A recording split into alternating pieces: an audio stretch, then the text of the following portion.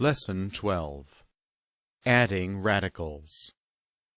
You've already seen that you can multiply and divide radicals in much the same way that you multiply and divide integers, as these examples illustrate. In contrast, adding and subtracting a pair of radicals is only permitted when the radicals are the same. For example, radical 3 plus radical 3 equals 2 radical 3.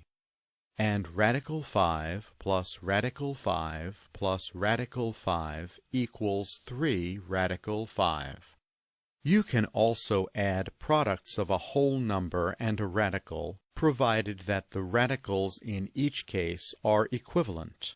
For example, 3 radical 7 plus 5 radical 7 equals 8 radical 7.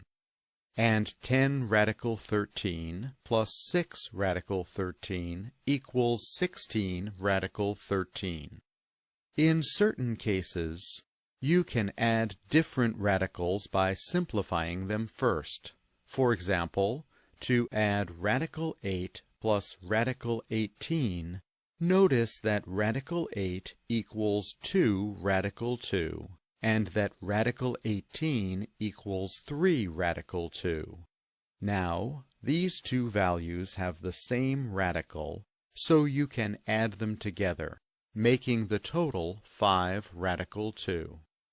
As a final example, suppose you want to add radical 45 plus radical 80.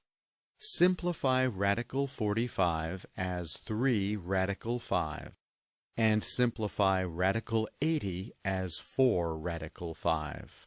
Now, add these two values together as 7 radical 5.